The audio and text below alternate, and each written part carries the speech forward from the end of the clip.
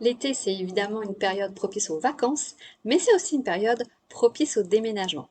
Et parfois, ça peut être vécu comme quelque chose de joyeux, interactif, ludique, et parfois, ça peut être vécu comme quelque chose d'un peu galère, parce qu'on a beaucoup de bazar chez nous et on ne sait pas quoi faire de toutes ces choses qu'on a peut-être entassées dans des placards, qu'on a mis dans des cartons, qu'on n'a peut-être pas encore déballé dans notre déménagement précédent. Et ça peut créer une sorte d'appréhension. Et bienvenue à toi, je suis Isabelle Le Gac et tu es dans une nouvelle opus, un nouvel épisode de mon émission Happy Woman Talk où on parle d'entrepreneuriat et aussi de ce qui touche à la vie de la femme, de la maman, de l'entrepreneur. Pour parler de déménagement et de désencombrement, j'ai fait appel à une spécialiste, elle s'appelle Nathalie Gerold. Nathalie accompagne les femmes qui sont passionnées de développement personnel à se libérer du bazar papier et à retrouver de la clarté chez elles et de la sérénité en elles. Cette vidéo s'adresse à toi si tu déménages, aussi elle s'adresse aussi à toi si tu as cette sensation que ton habitat, ton intérieur est trop encombré à ton goût et tu penses que c'est le moment de passer à l'action pour libérer de l'espace.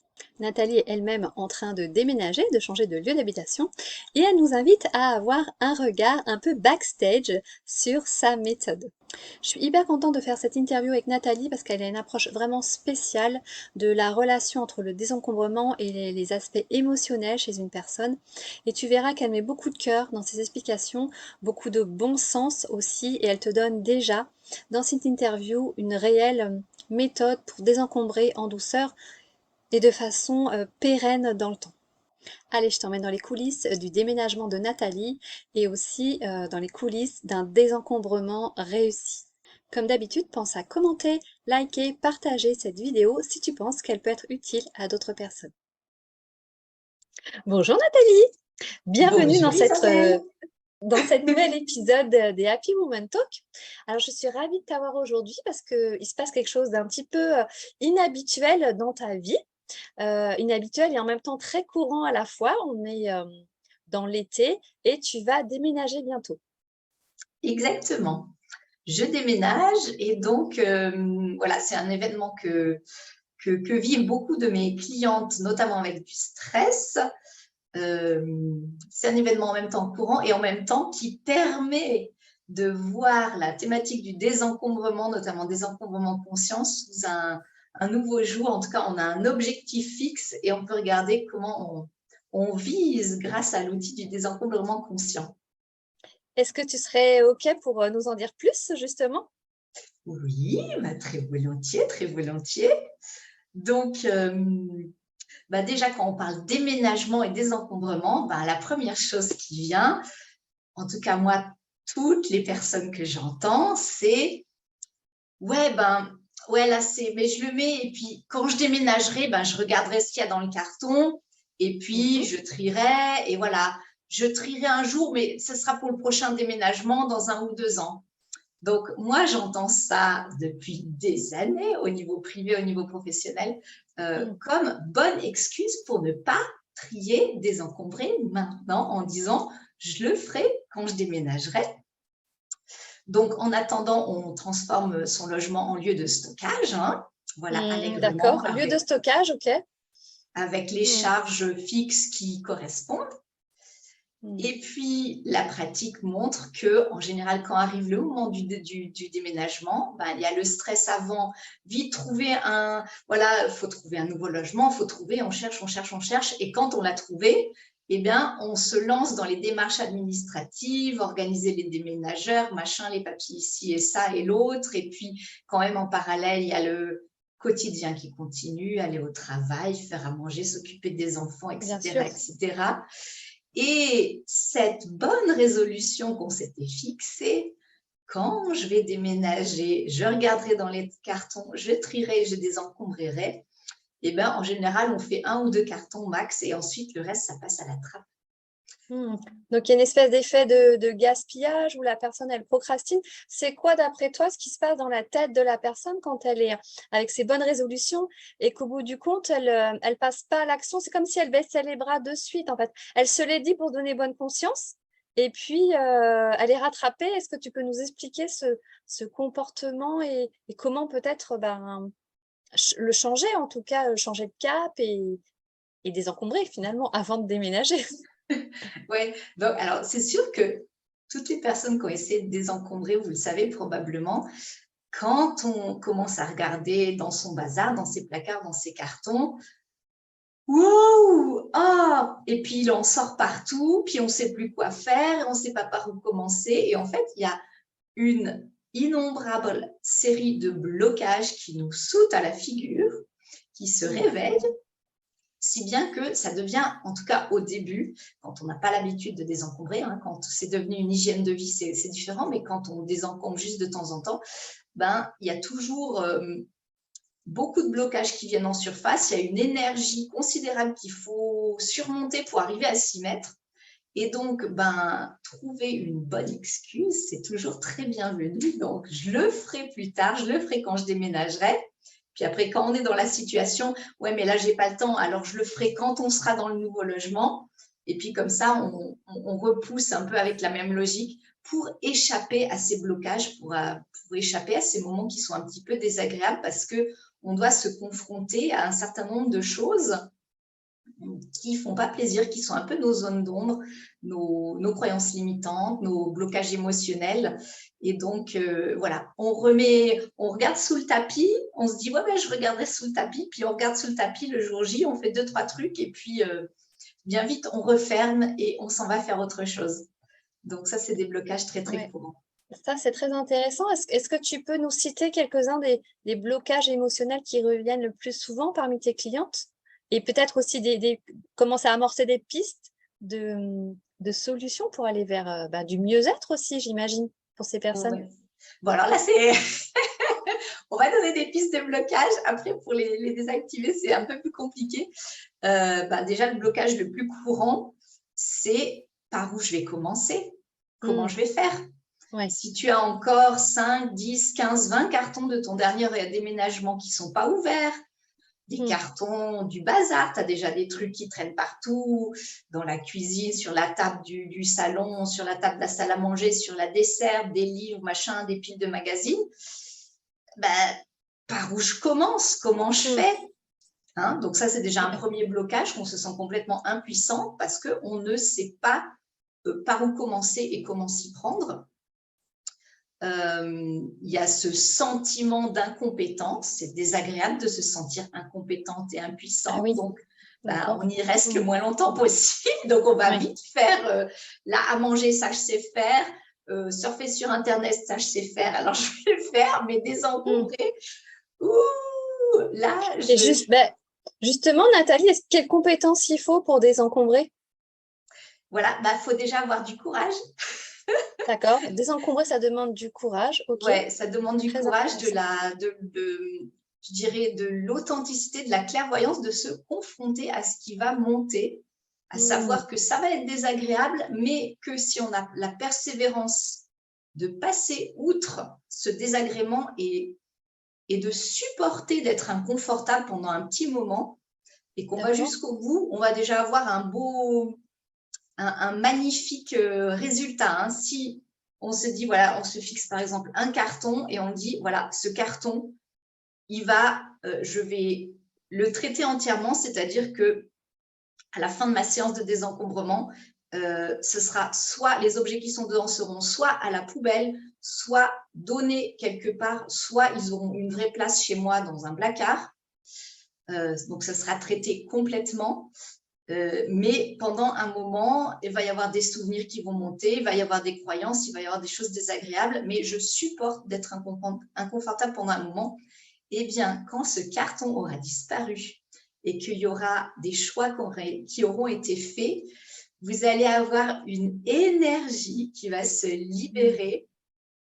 Si vous connaissez les règles du Feng Shui, etc., c'est ce chi, cette énergie de vie qui est mobilisée, qui est immobilisée dans vos cartons, qui va recommencer, voilà, moi j'ai la chair de poule quand j'en parle, qui va recommencer à circuler dans votre corps, dans votre vie. Il va y avoir un regain d'énergie qui va être là. Donc, ce que tu es en train de nous dire, c'est qu'à partir du moment où on se libère d'objets matériels qui prennent de la place dans notre habitat, qu'on les réalloue à des choses qui ont plus de sens pour nous. Donc, toi, tu proposes la piste de jeter, de donner ou de conserver quand ça a du sens, que ça nous fait plaisir. Ouais. Le fait que d'éliminer une partie de ce matériel, ça permet de se remplir d'autres choses, en fait, mais de quelque chose de positif qui nous apporte, comme tu l'as dit, de l'énergie, c'est ça? Voilà, ben, on a de la clarté, on a plus de clarté, on a de la place et on a cette énergie, entre guillemets. En général, c'est un « ouh », mais je suis tellement contente de moi, c'est un boost intérieur, c'est une joie, c'est la vie qui circule de nouveau. Ça apporte aussi de la clarté, de la sérénité intérieure. Le bazar, en fait, ce sont des choix qu'on a laissés en attente.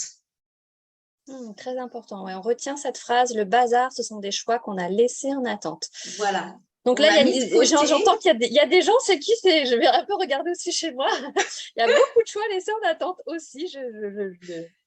Voilà, j'arrive pas à décider, je l'utilise plus, mais j'arrive pas à décider de m'en débarrasser, donc je le garde quand même parce que j'ai des blocages, parce que c'est des loyautés à ma famille, à mon passé, à d'autres choses, parce qu'il y a voilà, différentes choses qui sont cachées là derrière.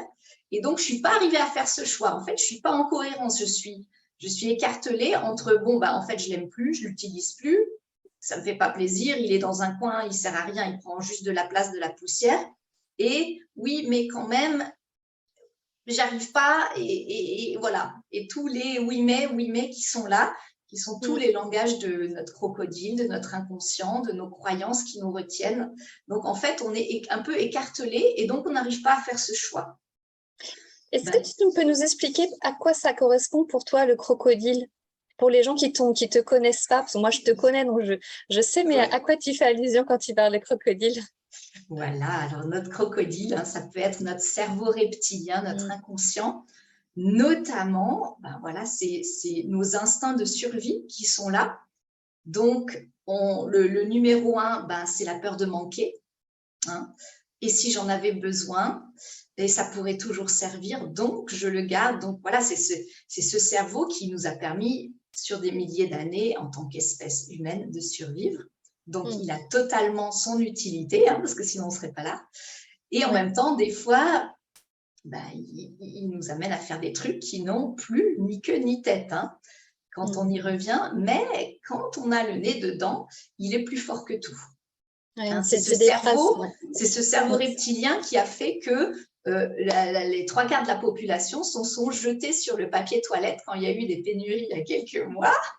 Parce qu'ils ont dit, mais si j'ai plus de papier de toilette, c'est la fin du monde, comment je vais faire? Alors j'en achète 1, j'en achète 10, j'en achète 20, j'en achète 50, parce que c'était la peur de manquer. Si je peux plus aller aux toilettes, c'est la fin. Et ça me frappe en fait cette phrase, parce que moi j'ai été un peu bercée par ça quand j'étais enfant, par mes parents. Et maintenant, avec la grille de lecture que tu me donnes, par rapport à leur enfance, ça s'explique en fait. Ils étaient enfants, ils avaient peut-être 5-6 ans au moment de la Seconde Guerre mondiale et ils ont connu les privations réellement de nourriture, matériel, etc.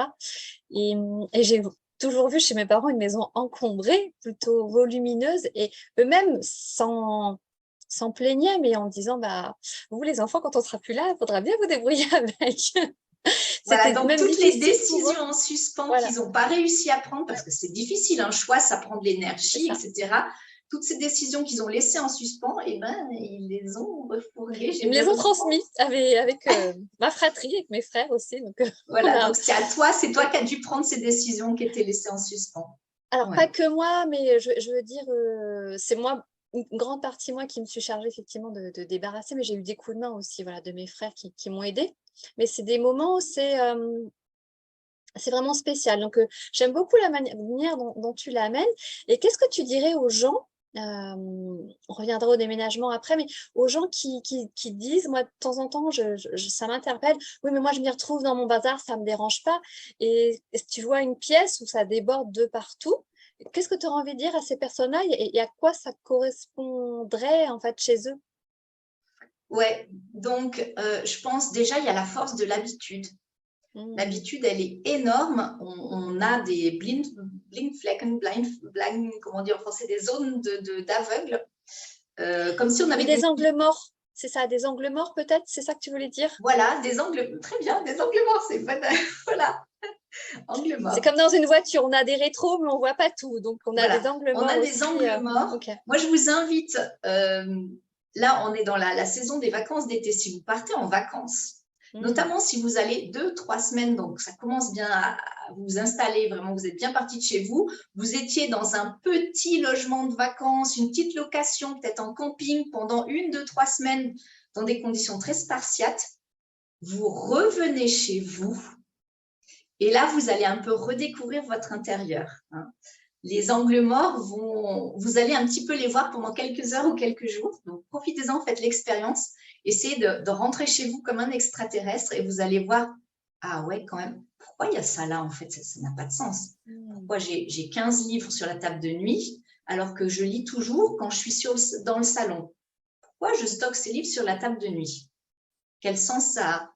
Pourquoi là, j'ai encore 5 magazines, ils ne sont même pas sortis du plastique. C'est parce que je suis abonnée, mais en fait, je ne les lis pas. Et pourquoi je suis encore abonnée? Pourquoi je ne les lis pas? Pourquoi, voilà, c'est quoi qui n'est pas en cohérence? Et voilà, des fois, quand on a un œil extérieur, on voit ces choses qui, en fait, et voilà, qui ne tiennent pas debout. Et qu'est-ce que je voulais dire? Angle mort. Justement, ouais. Les personnes Oui, qui sont alors très on se encombrées, réhabitue. ouais. Nous, en tant qu'être humain, on a une telle faculté d'adaptation, et ça c'est phénoménal, mais on s'habitue aussi très bien au bazar. C'est-à-dire que le bazar, ça ne vient pas de 0 à 100 en 3 jours. Hein. Le bazar, ça prend 1 jour, 2 jours, 1 an, 10 ans, 20 ans. Ça augmente tout lentement et au fur et à mesure, on s'y habitue tout lentement, si bien qu'on ne le voit plus, ça nous paraît normal. C'est comme la grenouille, tu sais, qui est dans l'eau. Oui. La température de l'eau monte petit à petit jusqu'à ce que l'eau bout et la grenouille se fasse cuire. Avec le bazar, c'est pareil. Il s'accumule subrepticement et on s'habitue petit à petit au bazar, donc on ne le voit plus. Et c'est pour ça aussi que les gens qui disent « je m'y retrouve dans le bazar », c'est qu'ils n'ont pas la comparaison. Ils n'ont plus la situation « je suis chez moi dans le bazar » et ils pourraient essayer « je suis chez moi dans un chez moi rangé ». S'ils pouvaient essayer ça pendant 15 jours, ils ne diraient plus la même chose. Hein, mais ça ne s'est pas passé. En fait, ils sont tellement habitués, ils ont développé des mécanismes d'adaptation, mais ça veut dire aussi beaucoup de charge mentale, ça veut dire un manque de clarté, ça veut dire un manque de cohérence, mais tout ça, comme c'est venu subrepticement, ben, ça passe comme du normal. Mais quand on commence à désencombrer, quand on commence, là tout à l'heure j'avais aussi mes clientes, on a désencombré ensemble, je me disais « Ah, mais j'ai encore retrouvé quelque chose, mais je retrouve des pépites, mais on voit l'essentiel, on voit ce qui est important pour nous de nouveau. » Hein, tout ce qui était important, c'est des petites pépites comme on est dans une mine de charbon et il faut sortir des tonnes on est plutôt dans une mine d'or ou de diamants, il faut sortir des tonnes de gravats pour arriver à revoir les diamants, mais les diamants sont là. Mais quand on a perdu l'habitude, eh bien, voilà, on s'est complètement adapté. Donc ça, c'est terriblement dommage, mais comme on s'adapte à tellement de choses dans la vie, au surpoids, on s'adapte à dormir pas assez, on s'adapte à travailler en faisant des choses qui ne nous font pas plaisir, à être dans la routine métro, boulot, dodo, on s'adapte à plein de choses. Et donc, on s'adapte aussi au bazar. Oui, comme tu es en train de dire, en fait, c'est une forme de conditionnement implicite et finalement, on se rend même plus compte qu'on est dans ce conditionnement. Non, il y a les angles morts qui sont même presque plus, et c'est pas seulement des angles, hein, c'est des lunettes. D'accord. On a nos œillères, on s'en rend pas compte. Et la qualité de vie, elle diminue, mais comme on s'y est habitué d'avoir une qualité de vie moindre, ben ça non plus, on s'en rend pas compte. On s'habitue tellement à tellement de choses. Ouais, j'entends que derrière ça, il y a le mot inertie qui me vient, moi, quand je t'entends parler. C'est le mot inertie, en fait. Il y a une espèce aussi de ralentissement. Là, avec l'image que j'ai en tête, c'est effectivement des pièces très encombrées et des personnes aussi qui ont un ralentissement général de leur énergie, de leur joie de vivre aussi. Ces facteurs diminuent. C'est ce que je perçois, effectivement. Exactement. Les symptômes auxquels on peut se rendre compte qu'on s'est peut-être habitué à une situation qui est du bazar, ben ça va être ça. les déprimes, les dépressions, Oh. pas d'énergie physique, pas d'énergie psychique. Est-ce que vous avancez vers vos rêves? Est-ce que vous avez des nouveaux projets? Tout ce qui vous animait, ou peut-être qui vous anime encore, est-ce que ça se réalise ou est-ce que ça reste toujours dans l'immatériel, hein? Le fait d'être totalement velléitaire, c'est parce que, comme tu dis, on est rentré dans une inertie, qu'on n'arrive plus à faire bouger les choses, on n'arrive plus à avancer dans la vie vers ce qui a du sens, vers ce qui nous fait plaisir, vers ce qu'on aimerait réaliser avant que ce soit notre dernière heure.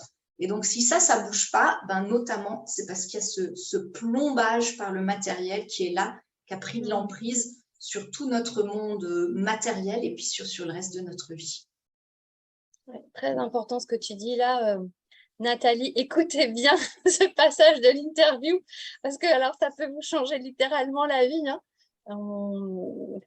C'est incroyable comme le désencombrement, effectivement, il peut être lié à notre bien-être et à cette légèreté émotionnelle voilà, que tu as parfaitement décrit. Et pour en revenir à ton déménagement, alors toi, comment tu le vis? Est-ce que c'est voilà, est-ce que tu peux nous en parler un petit peu et puis nous dire les grosses bêtises dans lesquelles il ne faut pas tomber quand on est moi je suis assez novice, hein, j'ai été voilà, femme de marin pendant un paquet d'années et donc on a fait des déménagements, mais peut-être que je suis tombée dans des gros pièges sans le savoir. Et voilà, est-ce que tu peux nous donner, au moins nous partager ce que toi, avec ton expertise? Oui, volontiers. Alors, tu vois, par rapport à ce qu'on vient de dire, par rapport aux angles morts, aux œillères où on ne se rend pas compte quel est notre niveau de bazar, hein, parce que un peu, moyen, beaucoup, énormément de bazar, des fois, on a du mal. On se dit, ah, je suis quand même pas comme les gens qui accumulent tout, qui vivent dans leur poubelle. Je suis pas syndrome de Diogène ou stylogomanie. Mais bon, alors, au déménagement, comme j'ai recontacté les entreprises de déménagement, je suis retombée sur ces chiffres et je me suis dit, ah ouais, maintenant je me rappelle, il y a des chiffres. En moyenne, bon, il y a des chiffres en déménagement, tu m'intéresses, Nathalie, encore plus. Alors, regardez tableau de bord, vous allez pouvoir vous situer grâce à ces chiffres. Les déménageurs comptent en moyenne 20 à 30 cartons par personne. Voilà, donc ça donne des chiffres. Et donc, moi, en 2000, quand j'ai déménagé, je me rappelle parce qu'on a fait un déménagement à l'étranger, à l'international, avec containers, etc., en bateau. Donc, c'était un peu compliqué. Et je me rappelle qu'à l'époque, les déménageurs nous avaient dit « Oh là là, mais moi, on n'a encore jamais vu autant de cartons dans un déménagement. » Et donc, on était à deux, mon ex-mari et moi, et nous avions, je crois, 150 cartons à deux. Waouh. Donc, tu vois, si on met la barre, les déménageurs, ils fixent 20-30 cartons par personne, on aurait dû avoir entre 40 et 60 cartons et nous en avions plus de 100. Je ne sais plus si c'était 100 ou 150. J'ai une très mauvaise mémoire des chiffres, mais ce qui est sûr, c'est qu'on en avait plus de 100. Et donc, pourquoi on en avait tant? Parce qu'on avait toujours tout gardé, tout accumulé, beaucoup de papiers. J'avais aussi, pour mon travail de l'époque, j'avais beaucoup de papiers. Mon ex-mari avait également gardé tous les papiers de sa thèse, etc. Donc, voilà, il y avait des cours, etc., d'université. Donc, on avait, voilà, donc en regardant les chiffres, ça va vous permettre de vous situer si vous faites votre déménagement. Comptez le nombre de cartons. Voilà, donc hors meubles, hein, mais les cartons avec du contenu dedans. Et regardez, alors peut-être chez moi c'était beaucoup de livres et de papier. Il y a d'autres personnes, ça va être plutôt beaucoup de jouets, de choses d'enfants. Peut-être d'autres personnes, ça va être des cartons et des cartons de vêtements à n'en plus finir. D'autres, ce sera les cartons de la cuisine. D'autres, ça sera peut-être les articles de beauté, etc. ou du bricolage ou autre. Chacun a un petit peu sa zone. Mais ça vous fait déjà un peu un repère par rapport au déménagement pour pouvoir vous situer. Donc, le chiffre à retenir, Nathalie, c'est entre 20 et 40? Entre 20 et 30 par personne. 20 et 30 par personne. Je suis en train de faire le rapide calcul dans ma tête. Je pense que j'explose les scores. Et pourtant j'ai déjà entamé cette logique de désencombrement. Voilà, mais donc ça c'est des chiffres, tu vois, hein, donc ça permet d'avoir une première indication. Oui. Pour moi, l'indicateur ultime, Oui. c'est nos besoins. D'accord. Ok. Ça, c'est vraiment l'indicateur ultime, c'est nos besoins.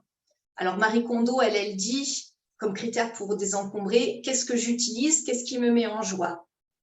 Donc, on peut regrouper ça dans les besoins. Il y a les besoins matériels, j'ai besoin des assiettes pour manger, j'ai besoin de mon ordinateur pour travailler, j'ai besoin de tel et tel livre pour, je ne sais pas, suivre un processus, etc.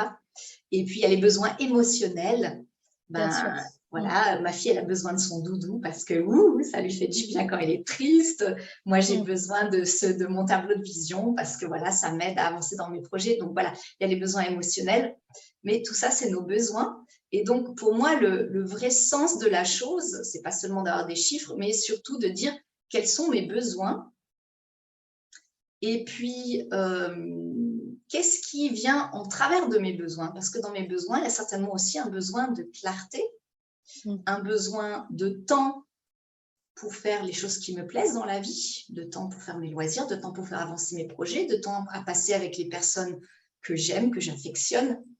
Et ce temps, s'il n'est pas à disposition, cet espace, s'il n'est pas à disposition, ben voilà, je me prive de plein de choses. Il y a plein de personnes qui ne peuvent plus inviter d'amis, par exemple, qui n'ont plus de vie sociale, hein, sachant que la vie sociale, c'est un des besoins fondamentaux de l'être humain. Ben, ces personnes n'ont plus de vie sociale parce que chez eux, c'est trop encombré.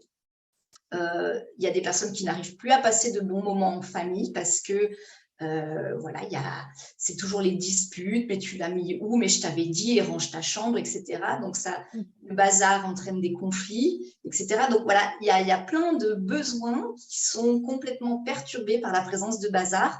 Et donc, en revenant à vos besoins, bah, vous allez pouvoir identifier voilà, le besoin du besoin du besoin. Là, c'est là où on creuse et on va pouvoir vraiment arriver à l'essentiel, l'essentialisme. Qui va nous permettre de faire ses choix. Donc, si on revient au début, le bazar, c'est des choix qui n'ont pas été faits. En pelant les couches de l'oignon et en revenant au besoin du besoin du besoin, on va arriver à faire des choix qui sont vrais pour nous, qui nous correspondent, qui sont alignés, des choix en conscience. Voilà, et à résoudre ce fameux... Génial, génial, génial, parce qu'en fait, je suis en train de me rendre compte que ce que tu partages, c'est carrément d'utilité publique, en fait. Chaque personne devrait se poser la question de ce qu'elle a, il ou elle a chez elle, et pourquoi.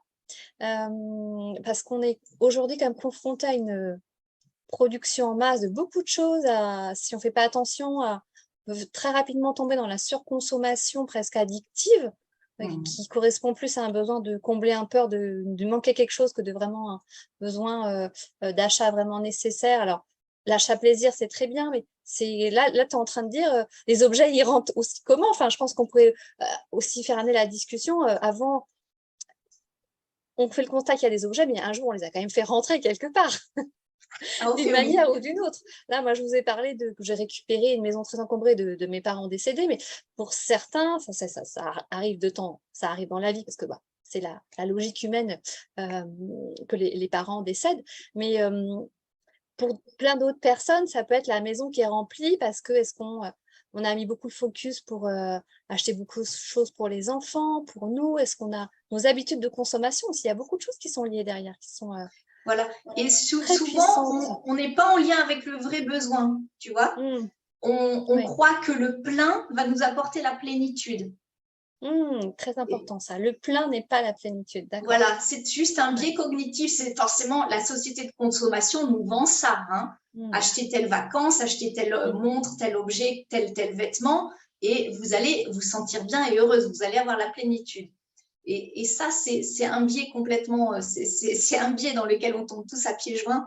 Donc, si on revient au vrai besoin du besoin, tu vois, souvent, on croit qu'en achetant, on remplit un besoin, puis en fait, c'est le faux besoin. Je pense à une cliente qui était complètement accro aux livres, aux magazines, aux programmes en ligne, au savoir. Et en creusant la question, voilà, elle s'est rendue compte que dans son enfance, son père, qui était un grand intellectuel qui ne jurait que par la connaissance, le savoir, ne lui accordait de l'attention que quand il s'agissait de connaissances, de livres, etc. Donc, en fait, lorsqu'elle achetait des livres, eh bien, pour elle, c'était un moyen de rentrer en lien avec son père, d'avoir l'attention de son père et de recevoir de l'amour de la part de son père, d'être aimé. Donc, on se dit, j'ai besoin de connaissances. Pourquoi tu as besoin de connaissances? Quel est le besoin derrière le besoin derrière le besoin? Et en grattant bien, on arrive à des besoins, voilà, les besoins essentiels. Moi, j'utilise le schéma de Tony Robbins, la sécurité, la survie, la stabilité. La contrepartie, c'est besoin de diversité, de jeu, d'amusement, de découverte. La famille de besoins suivants, c'est le besoin d'amour, de connexion humaine, de partage, d'appartenance. Le pendant, c'est le besoin d'individualité, d'importance pour soi, d'autonomie, de liberté, d'être mis en valeur, d'avoir son propre opinion. Le besoin suivant, c'est le besoin de... après, bon, on voit dans quel ordre on les regarde, mais il y a le besoin de grandir, d'apprendre, de se développer, d'évoluer dans la vie. Et la sixième catégorie, la sixième famille de besoins, c'est le besoin de contribution, contribuer autour de soi, contribuer au monde, être utile, aider les autres. Donc, quand on creuse derrière « j'ai besoin de livres », ça, c'est pas un besoin. J'ai besoin de livres, ça, c'est une lecture superficielle de la réalité. Pourquoi j'ai besoin de livres? Parce que la connaissance, c'est important. Pourquoi la connaissance, c'est important? Parce que quand on est dans le thème de la connaissance, eh bien, je reçois de l'attention et de l'amour de la part de mon père. Et là, on est dans le besoin d'amour, besoin de connexion, besoin d'être prise en compte aussi en tant qu'individu, etc. Ouais. Là, on fait le lien avec le concret, avec le réel, le vécu de la personne. Voilà. Donc, c'est pour ça que derrière tout ce bazar, il y a plein de besoins qui n'ont pas été vus et probablement pas nourris correctement. Donc, au lieu de dire maintenant, j'achète des livres, au lieu, elle a acheté des livres pendant des années et des années, maintenant, elle pourrait dire les livres, je me rends compte que j'étais à côté de la plaque et maintenant, je vais nourrir mon vrai besoin. Je vais prendre contact avec mon père, on va se faire des vacances ensemble, on va aller à un séminaire ensemble. Je vais nourrir le contact humain au lieu de continuer à acheter et accumuler des livres. Voilà, là, on est vraiment dans le cœur du problème, tu vois. Top, merci Nathalie, c'est vraiment un très beau partage. Est-ce que tu peux nous redire quelques clés par rapport au déménagement, des grosses bêtises qu'il faudrait faire? Ou peut-être toi, tu t'es mis en place une routine? Est-ce que tu es OK pour nous partager quelques-unes de tes routines? Voilà, alors tu vois ce que je fais beaucoup. Donc moi, je vais déménager. J'ai quand même quasiment plus de bazar. J'ai encore ce que j'appelle le bazar de niveau 3, c'est-à-dire du bazar bien rangé. C'est-à-dire en fait des choses que je n'utilise pas, qui sont là, mais qui n'apportent rien à ma vie. Donc, je traite le bazar de niveau 3. Moi, ce que je vous conseille avant de déménager, c'est justement de revenir aux besoins. C'est-à-dire, moi, j'ai fait un plan maintenant et après, entre guillemets, un plan d'aménagement en disant, bon, maintenant, j'ai tels objets à telle place chez moi. Alors, si vous arrivez à avoir cette clarté, c'est déjà super. Hein. Vous faites, moi, j'ai des placards Ikea pour ne pas les citer. Donc, il y a des cases. Donc, j'ai dit, voilà, alors, mon matériel de scrapbooking, ça m'occupe 8 cases. Mes classeurs professionnels, ça m'occupe 2 cases. Ma comptabilité, ça m'occupe 2 cases. Quand j'aurai déménagé, est-ce que tout ça va revenir dans le placard au même endroit ou pas? Ou est-ce que, ça c'est dans mon cas, je vais déménager dans plus petit, donc je vais devoir éliminer plusieurs meubles? Ou comment je vais réorganiser après? Donc en fait, de quoi j'ai besoin après et comment je peux l'aménager pour que ça soit au bon endroit? Donc là, on revient aussi aux besoins. Et donc quand on a avant, après, on a maintenant et après. Maintenant, on sait ce qu'il faut désencombrer. Il faut désencombrer la différence. C'est mathématique, addition, soustraction. J'adore. Voilà, addition, soustraction. On en revient aux chiffres, à l'origine, je crois que j'avais 8 cases qui étaient occupées par mon matériel de scrapbooking. Dans le nouvel appartement, j'aurai 4 cases dédiées au scrapbooking. Donc, je dois désencombrer, voilà, 8 moins 4, 4, je dois avoir désencombré de façon à ce qu'à la fin, je pars de 8, et ben il m'en reste 4. Et donc, ça me donne déjà aussi un cadre, hein, ça aide beaucoup d'avoir des objectifs, d'avoir une motivation, mais une motivation chiffrée avec un cadre, ça permet aussi de trouver la motivation d'avancer et de savoir où on en est justement par rapport à ce avant-après, si on est sur la bonne route justement pour déménager léger. Un vrai pilotage de déménagement en un clin d'œil avec toi, Nathalie. Une vraie stratégie, voilà. Une feuille de route, le avant-après, tu nous fais ton petit prévisionnel. Exactement. Ah, j'aime beaucoup, j'aime beaucoup. Est-ce que tu veux nous rajouter autre chose sur ton déménagement, sur cette… ouais, alors j'ai un petit truc fluide. Oui, un petit truc pour la route. C'est vrai que c'est quelque chose que j'avais oublié, puis comme ça m'est arrivé il y a quelques jours, ça m'est remonté un peu, ça m'a sauté à la figure. Quand on ouvre ces caisses, alors bon, moi c'était des caisses à souvenirs, ça peut être les caisses de l'ancien déménagement qu'on n'a toujours pas ouvertes depuis 6 ans, 10 ans, 20 ans. Bon, quand on rouvre ces caisses pour dire bah, maintenant je vais quand même m'y attaquer, je ne vais pas les transporter parce que ça coûte cher à chaque fois, à transporter et à stocker, on tombe sur 2 sortes d'objets. Des sortes d'objets, on dit ah oui, c'était trop chouette, et puis voilà, et puis voilà, donc émotionnel, ça remonte, etc. Et des fois, on tombe sur des trucs, mais je ne me rappelais plus, c'est moi qui ai acheté ça, je ne savais même plus que j'avais ça, j'ai acheté ça quand? Moi, en l'occurrence, c'était des fiches, j'ai désencombré des fiches d'il y a très longtemps, j'avais une boîte complète, et je suis tombée sur cette fiche, mais c'est mon écriture, hein, donc c'est moi qui l'ai écrit, mais je ne me rappelais plus du tout que j'avais jamais écrit et dessiné ces fiches. Voilà, comme quoi le cerveau, il avait déjà lui désencombré tout seul. Hein, nettoyage cerveau, automatique. Voilà, nettoyage automatique, les choses qui ne sont pas importantes et que vous n'avez pas fixées dans votre cerveau par la force de la répétition, ben le cerveau les a nettoyées tout seul, donc merci à lui.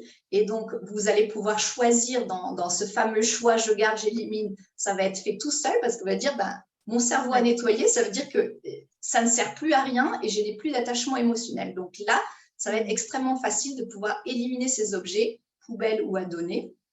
Et puis après, ben forcément, il va rester les objets émotionnels. Hein.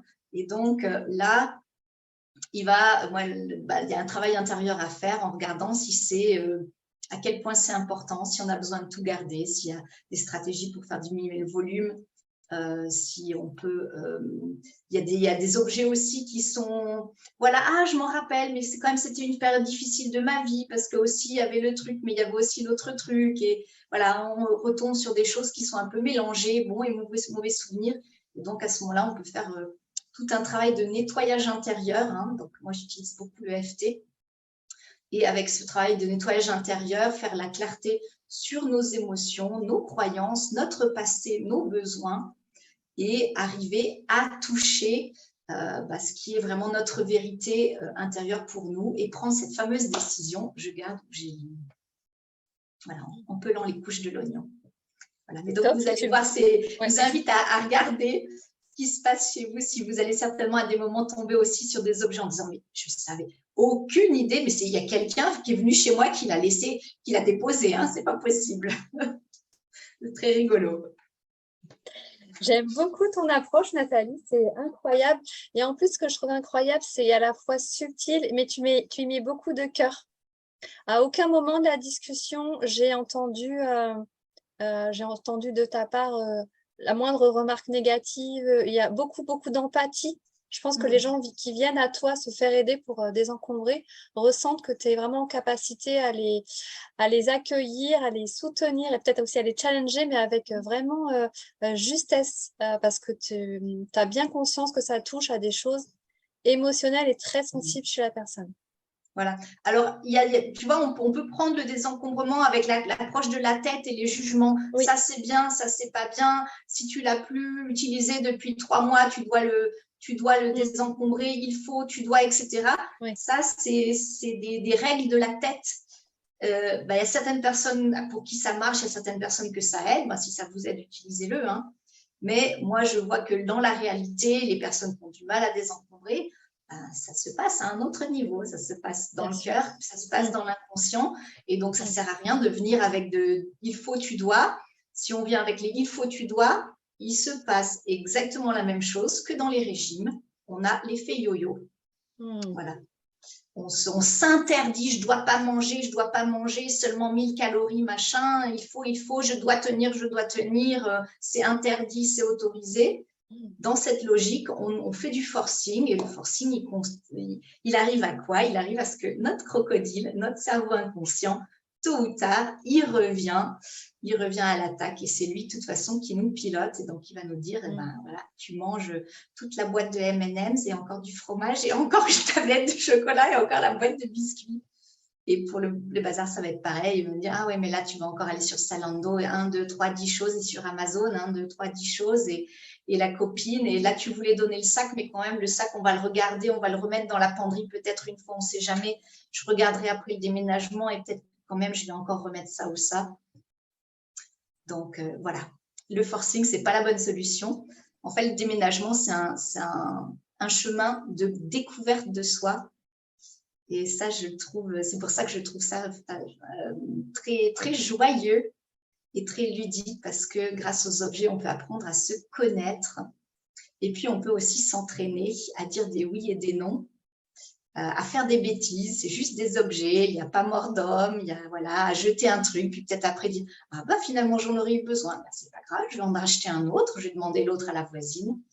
Ah bah ça, je pensais que je le mettrais, que je le réutiliserais. Bah, ça fait 3 ans qu'il est là, je ne l'ai toujours pas réutilisé. Bon, ben, maintenant, je me connais mieux, j'apprends. Et puis, voilà, c'est un super terrain de jeu pour apprendre Une à se super leçon de connaître. vie, en fait, un très beau, un chemin de vie aussi pour apprendre sur soi, Voilà, finalement. apprendre sur soi, s'entraîner avec les objets pour après s'entraîner avec les personnes. Hein. Après, on peut arriver à mieux dire ses oui et ses non face aux personnes, sentir ce qui est juste, ce qu'on veut, ce qu'on ne veut pas. Trouver sa place au milieu du bazar ou au milieu des autres gens et au milieu de la vie. Donc tout ça, c'est voilà, les objets, notre logement, c'est un petit microcosme, c'est un petit endroit un peu protégé où on peut faire tout ça à son rythme, tranquillement, apprendre à se connaître, à développer ses capacités. Incroyable, magnifique ton approche. Pour les personnes qui voudraient se faire aider pour en savoir plus, comment se faire aider pour désencombrer, à quel endroit on te retrouve, Nathalie? Voilà, donc si ce que j'ai partagé dans cette interview vous a parlé, vous pouvez venir voir sur ma chaîne YouTube où je publie régulièrement du contenu. Et si vous avez voilà, les oui mais, vous arrivez à passer à travers les oui mais et pas seulement à faire bonne conscience, à vous intéresser, voilà, si vous voulez passer à l'action et pas seulement apprendre sur le sujet, si vous voulez changer vraiment votre vie, apprendre à vous connaître, transformer votre intérieur, l'intérieur ici et puis l'intérieur ici, bien vous pouvez me contacter par exemple sur mon site internet Désencombre pour toi-même. Et puis, vous trouverez mes coordonnées pour éventuellement candidater pour une session clarté avec moi. Et là, on pourra parler de vos besoins et je pourrai vous aider à peler l'oignon et à regarder comment, par rapport aux différentes solutions que je propose, quelle est celle qui serait la mieux adaptée à vos besoins, à vous. Génial. Je mettrai les références pour, en tout cas, les réseaux. Donc, retenez la chaîne YouTube. Je crois que tu diffuses en ce moment pas mal de vidéos en lien avec ton déménagement, c'est ça? Voilà, alors tous les mercredis matins, j'ai un live quoi qu'il arrive et en ce moment, je fais des lives supplémentaires pour mon déménagement, justement pour partager mes expériences au fur et à mesure. Génial. Donc, on peut retrouver Nathalie sur sa chaîne YouTube, sur son site internet. Et donc, moi, je mettrai les liens sous la vidéo, de toutes les façons. Nathalie, merci infiniment pour toute la générosité, toute l'expertise et la beauté que tu nous as partagée aujourd'hui. Enfin, ça vaut vraiment de l'or. Ça m'a beaucoup parlé. Il y a des moments où je suis restée silencieuse, mais je buvais tes paroles pendant cette interview. Merci infiniment à toi pour cette interview, Isabelle. Et je trouve que ça me réjouit qu'on soit sur la même longueur d'onde et puis qu'il y a ces choses qui puissent résonner avec toi et peut-être avec d'autres personnes aussi. Top. En tout cas, on est en chemin pour aider d'autres personnes, d'autres entrepreneurs et d'autres personnes tout simplement à passer le cap vers un nouveau monde, peut-être aussi plus humain, plus respectueux de ses besoins. Merci à vous Totalement. d'avoir regardé cette interview et pensez à commenter, liker, partager et on se retrouvera très bientôt. Excellente fin de journée. Au revoir à toutes. Tschüss.